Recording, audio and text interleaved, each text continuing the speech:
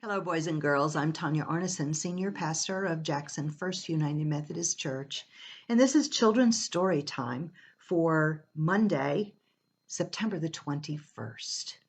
This is the final part of our Jesus Storybook Bible, and now that you're in school, this will be the final children's story time that I'll be posting.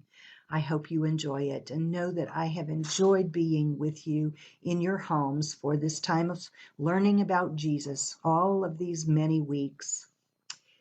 The name of today's story is A Dream of Heaven. This is a tiny little island in the middle of the sea. Nothing around it. Let's see what this is all about. John was one of Jesus's helpers. He was old now and living on an island, which might sound nice, except it was a prison. The leaders put him there to stop him from talking about Jesus, but I'm sure you don't think a little thing like being in a cell, in a prison, on an island, in the middle of an ocean would stop God's plan, do you? One morning, Jesus appeared right there in John's cell. Jesus' eyes were bright and shining like the sun. I am going to show you a secret, John, Jesus said, about when I come back. His voice was like the sound of rushing waters. Write down what you see so God's children can read it and wait with happy excitement. Then Jesus gave John a beautiful dream.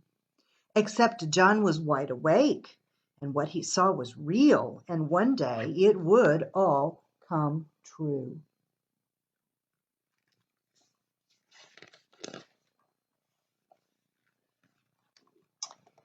Now look carefully at this picture. It was a throne with Jesus on the throne, and look at all of the animals and people bowing down to Jesus. Let's hear what John's dream was. I see a throne, and on the throne is a king, and the king is Jesus. All around the throne, people are bowing down. They are giving him their treasures. There are loud cheers and clapping, and bright laughter, like 1,000 waterfalls, and everyone bursts out singing a new song. This is our King, the Lamb who died, so we don't have to, our rescuer. All honor and glory forever and ever. And every creature everywhere, in heaven and on earth and under the earth and in the sea, joins us. And then from all around, a wide, immense, beautiful silence.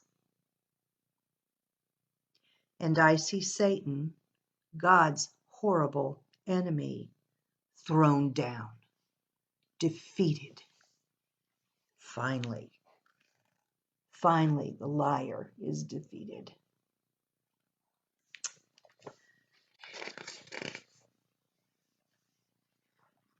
Oh, and look at that beautiful castle.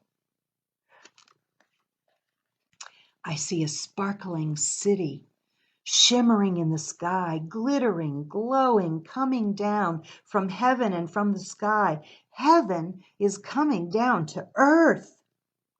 God's city is beautiful. Walls of topaz, jasper, sapphire, wide streets paved with gold, gleaming pearl gates that are never locked shut. Where is the sun? Where is the moon? They aren't needed anymore. God is all the light people need. No more darkness, no more night. And the king says, look, God and his children are together again. No more running away or hiding. No more crying or being lonely or afraid. No more being sick or dying, because all of those things are gone. Yes, they're gone forever. Everything sad has come untrue. And see, I have wiped away every tear from every eye. And then a deep, beautiful voice that sounded like thunder in the sky says, look, I am making everything new again. What a beautiful dream. What a beautiful dream.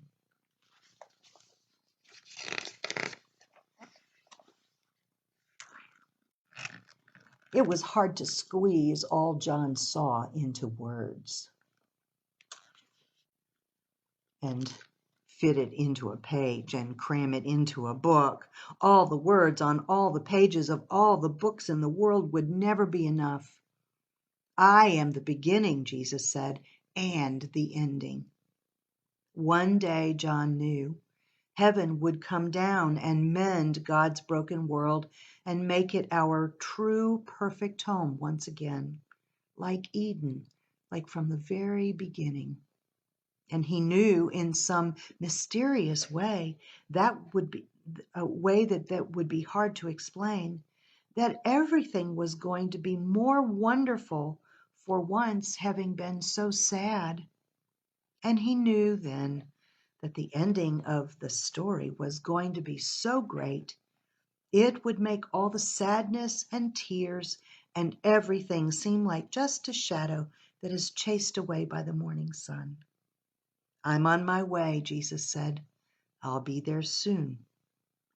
John came to the end of his book, but he didn't write the end because, of course, that's how stories finish, and this one's not over yet.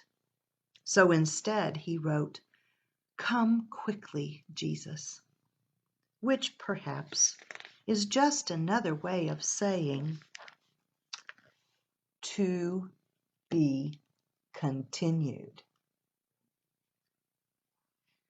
For anyone who says yes to Jesus, for anyone who believes what Jesus said, for anyone who will just reach out and take it, then God will give them this wonderful gift to be born into a whole new life, to be who they really are, who God always made them to be, their own true selves, God's dear child.